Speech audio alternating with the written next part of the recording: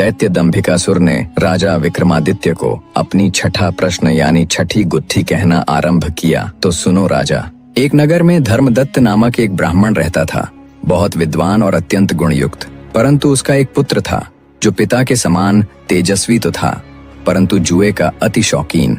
बड़े होते होते ब्राह्मण पुत्र ऋत्विज ने जुए की मोह में इतना लिप्त हो गया कि अपने पिता के कष्ट से अर्जित किए गए सारे धन तथा जमीन भी जुए में लगाकर गवा बैठा। अब उसके पिता ने और न सहा और ऋत्विज को कटु वाक्य बोल उसको घर से निकल दिया।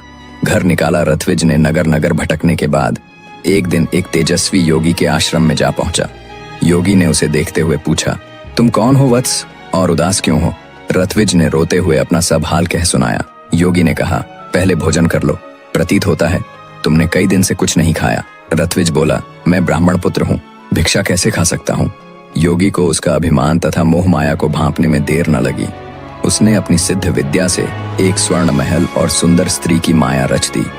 इतना देख ऋत्विज को मानो जैसे उसका जीवन में सब कुछ मिलने जैसा प्रतीत हुआ। माया में लिप्त ऋत्विज उस स्वर्ण महल और उस सुंदर स्त्री के साथ विलास और काम क्रीड़ा में लिप्त हो गया। रात्रि बीतते ही योगी के माया से बनाए हुए वह स्वर्ण महल और वह सुंदर स्त्री सब चला गया था। उस सुंदर स्त्री से मोहित ऋत्विज जब अपने पास वह सुंदर स्त्री को नहीं पाया तो तुरंत आरष्य के पास आकर बोला, हे ऋषिवर, उस स्त्री के बिना मैं एक पल भी नहीं जी सकता। मैं उसको अपनी प्राण प्रिया मान चुका हूँ। योगी ने कहा, वह तुम्हें एक विद्या प्राप्त करने से मिलेगी और वह विद्या जल के अंदर खड़े होकर मंत्र जपने से मिलेगी।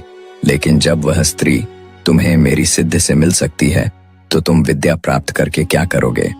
ऋत्विज ने कहा, नहीं, मैं स्वयं वैसा करूंगा। योगी बोला, कहीं ऐसा ना हो कि तुम विद्या प्राप्त न कर पाओ और मेरी सिद्धि भी नष्ट हो जाए। पर ऋत्विज ने साधु की बात नहीं मानी।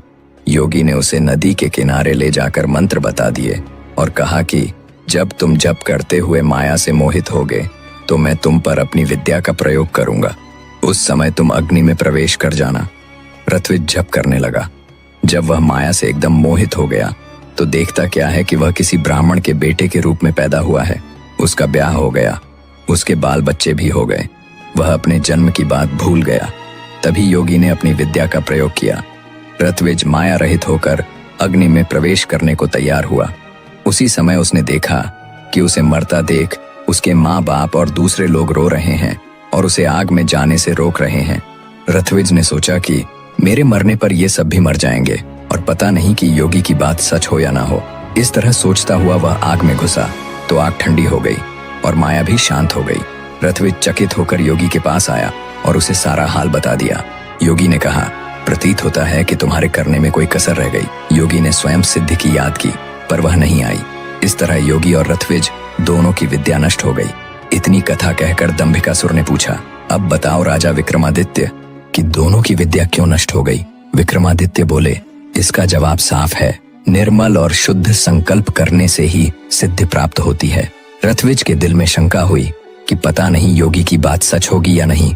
योगी की विद्या इसलिए नष्ट हुई कि उसने अपात्र को विद्या दी। इतना सुन दंभिकासुर का मानो अंदर अंदर ही उसका पराजित होने का डर आ गया था।